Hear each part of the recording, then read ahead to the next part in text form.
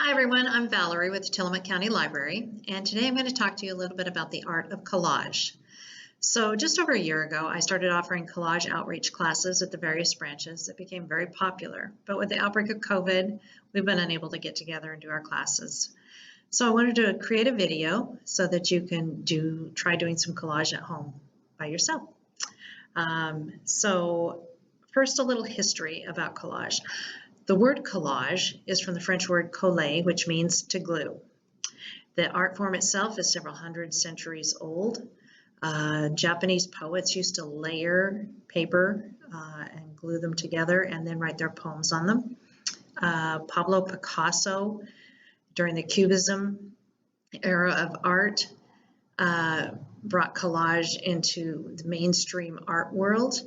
And in the last 100 years, it's really grown in popularity and can be as artistic or as fun and creative as you want it to be.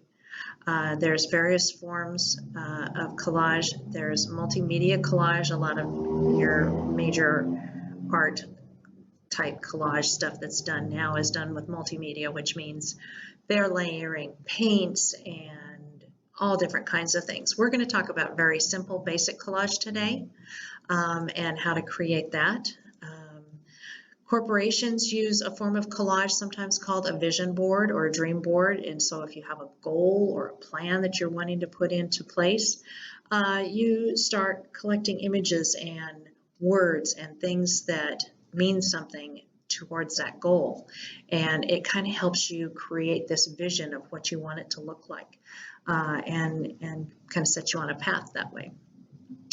So collage is very fun. It can be very addictive and just very relaxing too, actually. So first thing you need to know is there is no right or wrong way to do a collage. You cannot mess it up. It is unique to you. Every piece of collage work that is done is a one of a kind. It's not going to be copied. So you're going to need some basic supplies. You're going to need a background paper to start to put your collage on, and that can be just a plain cardstock. Sometimes it can be some fun, funky paper like a map, or this came out of the back of a book. You know, I had a gal make a collage on that very paper, and it turned out really super cool. You'll need your background paper. Of course, since collage means to glue, you're going to need glue sticks, which work really well. You'll need scissors. I have straight scissors. I have shaped scissors if you want to cut in some kind of a shape. If you're looking for a real straight cut and you want to line things up precisely, and you have a paper cutter, you can use one of those. You can also rip paper and create a collage with ripped paper too. Like I said, there's no right or wrong. It's entirely up to you and what you want it to look like. And sometimes ripped paper can look really awesome. So you'll also need your images. So I have magazines. A lot of people have magazines at home. There's lots of fun images in your magazines. Sometimes you'll want to just go by colors. Sometimes you're looking for a certain theme. I like to flip through magazines and find words. I've found my name, I've found my birth year, I've found quotes that I like. I have used this, I don't know how many times, but real and simple. I have cut those apart and used them in different collages. Another place to get images is, gasp, oh no, books. Yes, you can cut up books, but make sure they're books that you want to throw away. Tell the kids not to cut up the good books, and these are just ones that are going into the recycle bin. Okay, so this one actually was a book calendar. They had some really cool Victorian type images in it that I salvaged, and I've used several pictures out of there. You know, this was a book on mythology, which had some neat pictures. I've cut out several different things out of here, but so you can cut those little images out and use those, tear them out, whatever you want.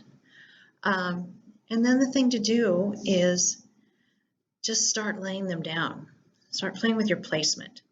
You know, I keep an entire folder full of images of things. If something catches my eye that's fun and funky, like look at this giant weird ketchup bottle. I don't know what I'm going to do with it, but someday I'm going to use that in a really funky collage.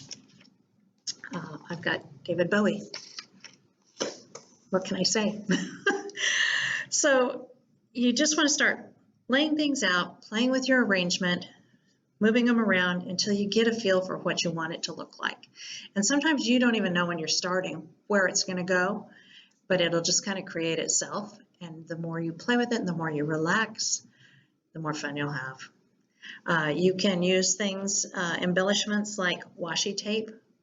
I've used this as a background. I've used it as an outline around an image. Framed things out with it.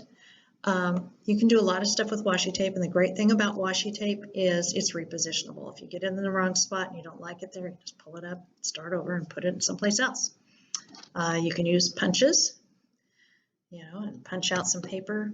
I've punched out several suns before and glued them all over.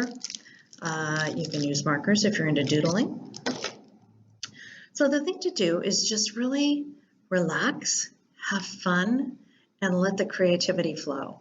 Like I said earlier, there's no right or wrong. You can't mess this up. And if it's not exactly how you want it when you're all done, start another one. Go for it. So I hope you have fun with this project. Get some magazines, get some old books that you're going to throw away, and start cutting through them and see what you can create with collage. There's several examples at the end of this video of collage pieces that I've done. Some are quite complex. One of the early ones that I did was a bird with several tiny little feathers. And I found actually a picture of a bird in a magazine. And then I went over it and I cut out brighter colors from another picture.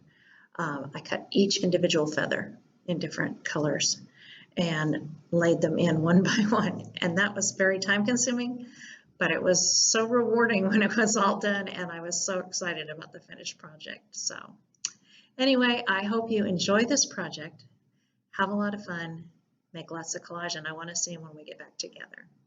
Have a great day.